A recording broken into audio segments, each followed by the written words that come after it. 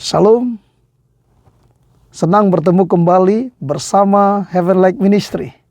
Tanpa terasa kita masuki pelajaran sekolah sahabat yang baru dengan judul triwulan ini Growing in a Relationship with God.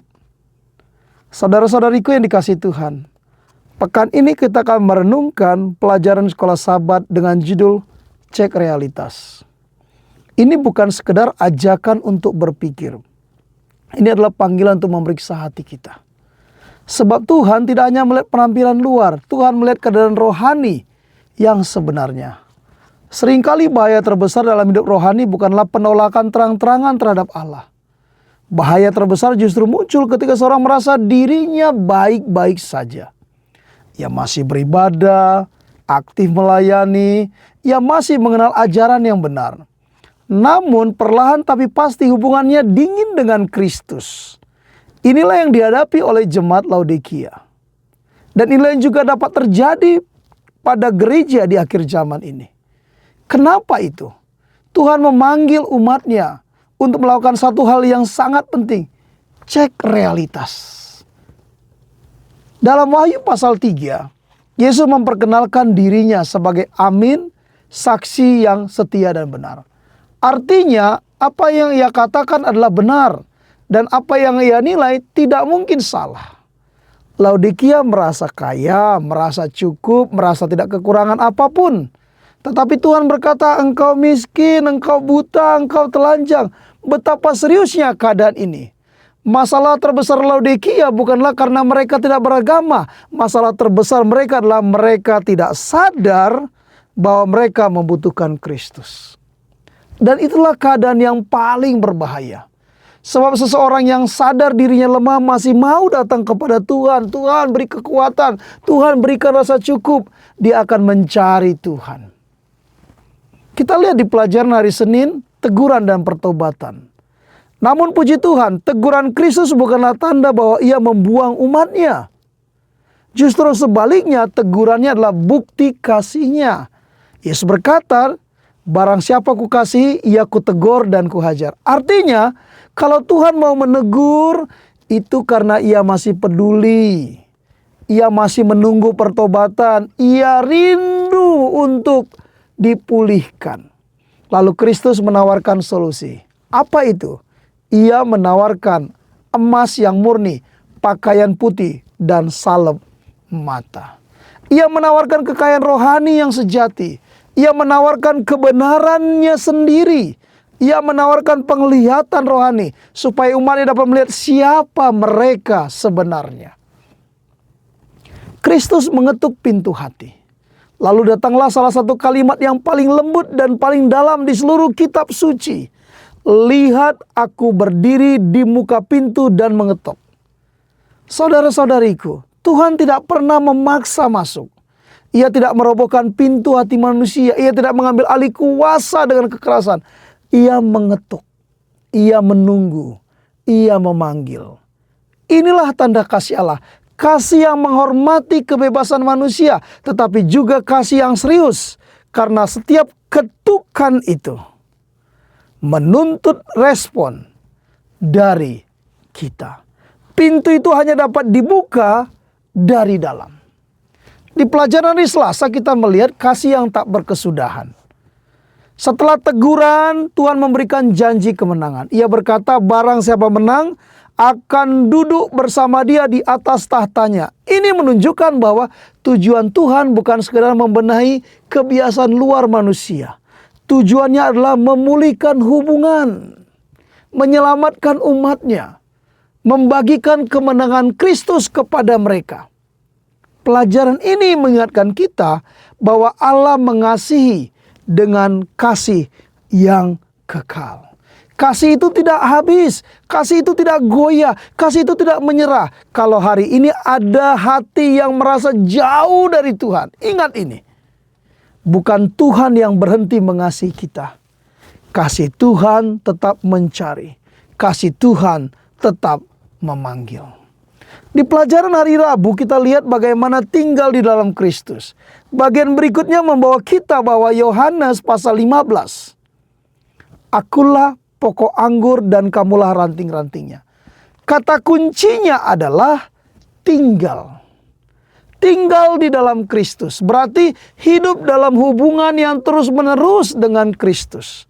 Bukan sesekali datang kepada Tuhan. Bukan hanya pada saat Tuhan saya butuh pertolongan. Bukan hanya ketika saya sedang tertekan banyak masalah. Tetapi sungguh hidup dalam persekutuan yang tetap.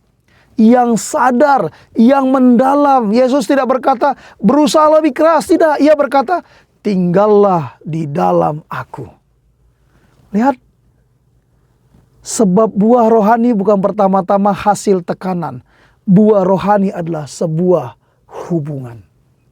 Kalau hubungan itu hidup, buahnya akan muncul. Kalau hubungan itu terputus, ranting akan jadi kayu. Akibat jika tidak tinggal. Tanpa tinggal di dalam Kristus, hidup rohani perlahan-lahan menjadi kering. Ibadahnya dapat berubah menjadi rutinitas, datang rutinitas. Pelayanannya berubah menjadi beban. Aduh, saya terbebani nih. Ketaatannya dapat terasa berat. Seorang yang mungkin tetap sibuk dalam pekerjaan Tuhan, namun dia kehilangan hadirat Tuhan. Inilah sebabnya pelajaran ini sangat relevan bagi gereja zaman sekarang. Tuhan tidak hanya menghendaki aktivitas yang banyak, Tuhan menghendaki hubungan yang hidup. Karena itu adalah pusat kehidupan Kristen sejati. Bukan sekedar apa yang kita kerjakan ini buat Tuhan, melainkan apakah kita sungguh tinggal di dalam Dia. Pelajaran hari Kamis kita lihat Roh Kudus dan kehidupan rohani. Lalu bagaimana tetap tinggal di dalam Kristus? Jawabannya adalah melalui pekerjaan Roh Kudus. Pelajaran ini menggambarkan Roh Kudus seperti getah yang mengalir dari pokok anggur ke ranting-rantingnya. Tanpa aliran itu ranting tetap menempel tapi perlahan-lahan mati. Demikian juga dalam hidup rohani. Seseorang bisa tetap ada di gereja tapi jiwanya kering. Jika tidak ada pekerjaan Roh Kudus. Roh Kuduslah yang menghidupkan. Roh Kuduslah yang menegur. Roh Kuduslah yang menuntun kita kepada kebenaran. Roh Kuduslah yang membuat hidup nyata dalam hidup kita. Karena itu, umat Tuhan harus memohon Roh Kudus setiap hari. Bukan sesekali. Bukan karena ketika sedang saya melayani. Bukan karena saya butuh Tuhan. Tetapi kita harus melayani Tuhan.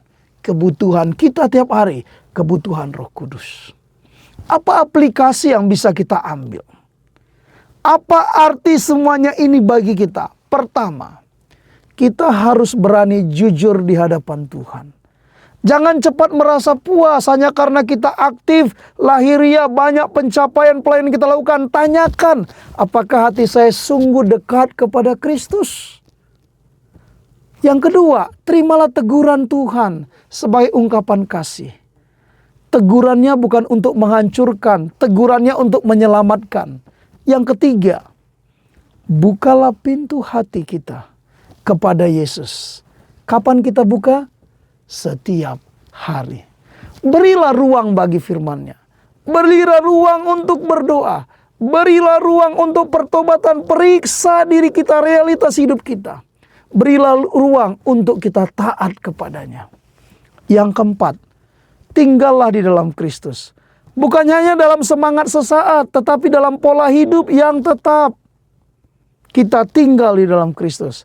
Dan yang kelima, bergantunglah kepada Roh Kudus.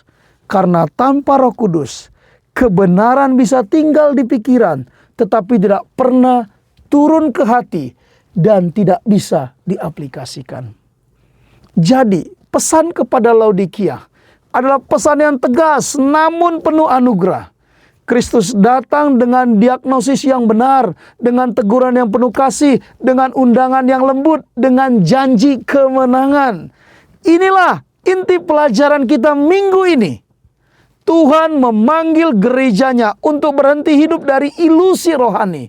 Ia memanggil saudara dan saya kembali kepada hubungan yang hidup dengan Kristus. Bukan sekedar agama, bukan sekedar rutinitas, bukan sekedar pengetahuan, melainkan persekutuan yang nyata dengan Yesus. Kita berdoa. Bapa di sorga, terima kasih. Pelajaran indah menjadi bagian kami. Bantu kami dengan kuasa Roh Kudus-Mu, sehingga pelajaran ini akan merubah hidup kami, menjadikan kami selalu baru, karena kuasa luar biasa Roh Kudus itu boleh terjadi dalam hidup kami. Bapa, hamba-Mu mendoakan semua yang menyaksikan pelajaran sekolah Sabat ini dalam pergumulan umat-umat Tuhan. Dengarkan doa umat-umat-Mu Tuhan. Mereka berseru meminta kekuatan, meminta kesembuhan, meminta keberhasilan, meminta keselamatan. Kuasa Roh Kudus akan menjamin mereka, menjamin kami semuanya. Terimalah doa kami, karena kami sampaikan doa ini di dalam nama Yesus yang penuh kuasa, Tuhan dan Juru Selamat kami. Amin. Amin. Tuhan memberkati.